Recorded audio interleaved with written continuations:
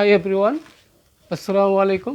Welcome my dear lovely viewer, Master House 24 YouTube channel. Today we are going to discuss interesting lesson. Gap filling super tricks without clue part 8.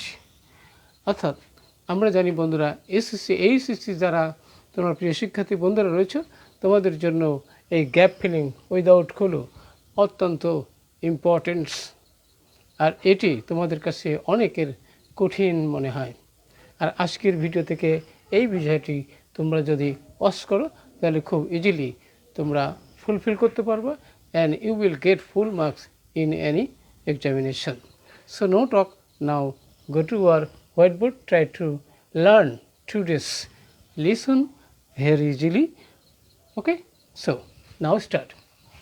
My dear lovely viewers, every student wants to do well dash the exam. এখানে আমরা বন্ধুরা পরীক্ষায় ভালো করতে চাই প্রত্যেক শিক্ষার্থী।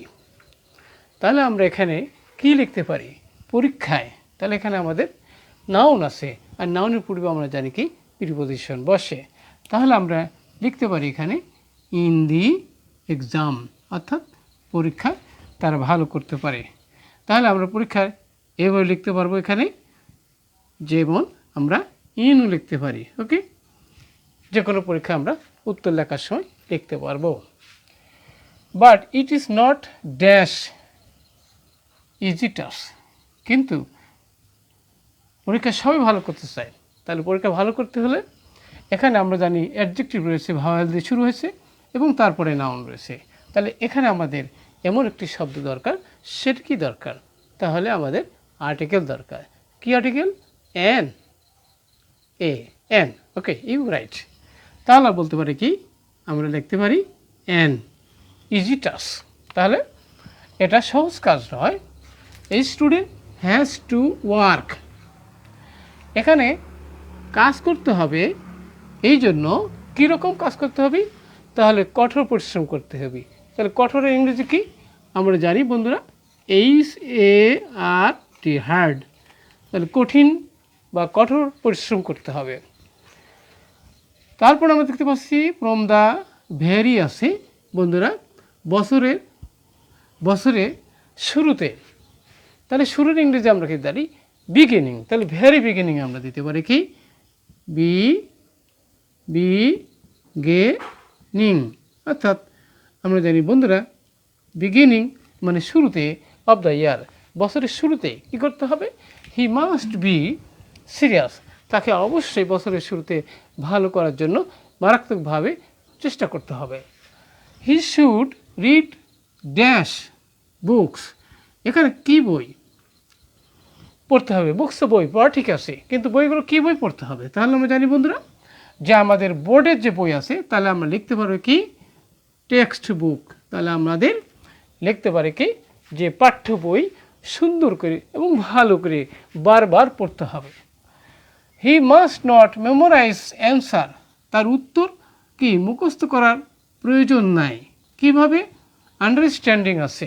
তাহলে আন্ডারস্ট্যান্ডিং আছে, নাউন আছে, আর নাউনের আগে বসে কি বসে? আমরা জানি কি বসে? প্রিপোজিশন। প্রিপোজিশন আমরা কি দিতে পারি? তাহলে উইদাউট মানে কি ছাড়া।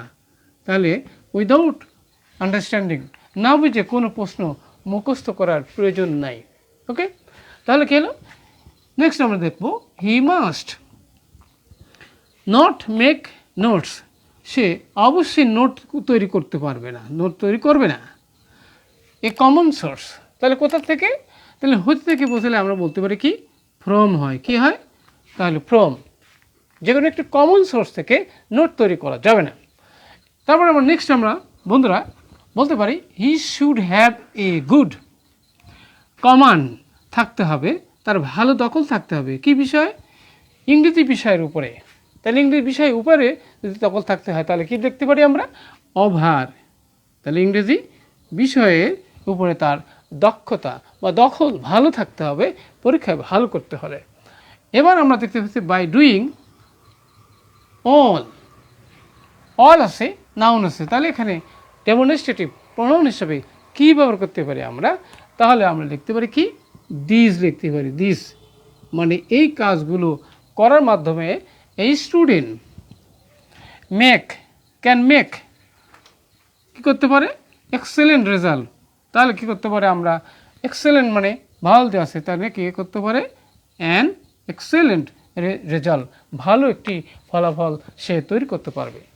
আশা করি আজকের ভিডিও থেকে তোমরা খুব সহজেই যে কোনো গ্যাপ ফিলিং তোমরা ফুলফিল করতে পারবা যদি আমার ভিডিওটি সুন্দরভাবে ভালোভাবে ওয়াচ করো।